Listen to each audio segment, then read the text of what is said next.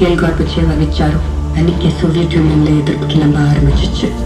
எப்போ ஈஸ்ட் பாகிஸ்தான் மற்றும் வெஸ்ட் பாகிஸ்தான்ல வெறும் உருது மொழி மட்டும்தான் பேசணும் ஜின்னா சொன்னாரோ அன்னைக்கு மக்கள் அவங்க உரிமையை கேட்க ஆரம்பிச்சாங்க. இந்த ஆதிக்க வெறி முதலா இந்தியாவில் தலையெடுத்தது 1918. ஆங்கில மொழி பேசின அடிமைத்தனமும் அதுக்கு பதிலாக எல்லாரும் இந்தி பேசணும்னு வடக்கில் இருந்து இந்திய தலைவர்கள் முடிவெடுத்தாங்க. அதை திணிக்கிற முயற்சியை நேரடியாகவும் மறைமுகமாகவும் மத்தியில் ஆண்டவங்க தீவிரப்படுத்தினாங்க. இதை எதிர்த்தவங்களை கொத்து கொத்தா கைது செஞ்சாங்க, அடிச்சாங்க, மிதிச்சாங்க, சித்திரவதை செஞ்சாங்க. இந்தி திணிப்புனால இனி படிப்பு, வேலை, வாழ்க்கை எல்லாமே கேள்விக்குறியாக போதுன்னு பயந்தப்போ இனிமேல் போராட யாருமே வரமாட்டாங்கன்னு நினைச்சப்போ தாய்மொழியை காப்பாற்ற எழுந்து நின்றுச்சு ஒரு படை. பயம்னா என்னன்னே தெரியாத மாணவர் படை, புறநானூறு படை.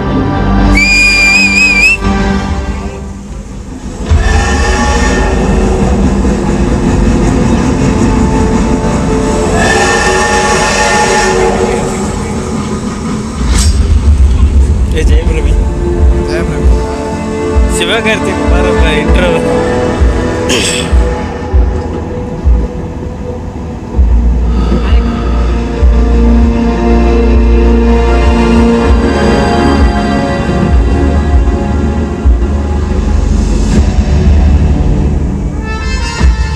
ரஷ்யால KGB கிட்ட உளவுத்துறை பயிற்சி எடுத்த very first batch, one of the finest and sharpest officers we have.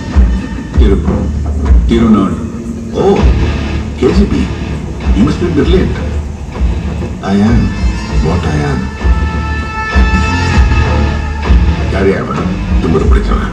Sir, Ibrahim Kamal, IPS, Madras License Officer. Adi service sir. Police station தான் ஏறேன்.